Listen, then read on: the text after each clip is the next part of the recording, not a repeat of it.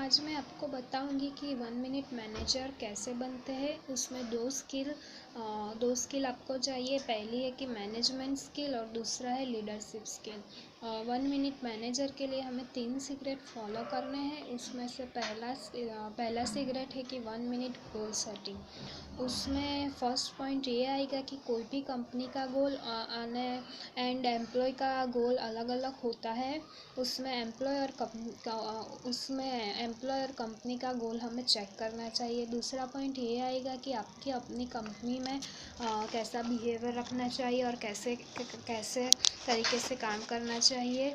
तीसरा पॉइंट ये आएगा कि आपको अपने सारे गोल एक पेपर पर लिखना चाहिए। चौथा पॉइंट ये है कि आपको अपने गोल बार बार रीड करने चाहिए।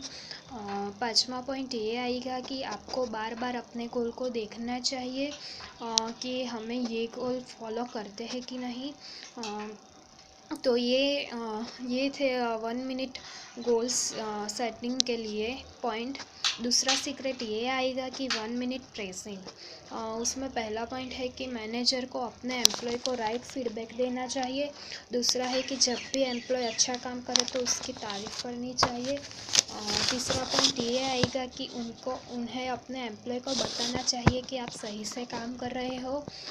मैनेजर को अपने एम्प्लॉय को प्रोत्साहित करना चाहिए।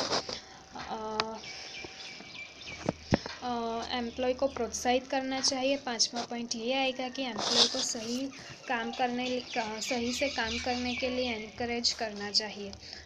तीसरा सीक्रेट ये है कि 1 मिनट रिप्रीमेंड, मतलब उसमें एम्प्लॉय की गलती को बताना चाहिए।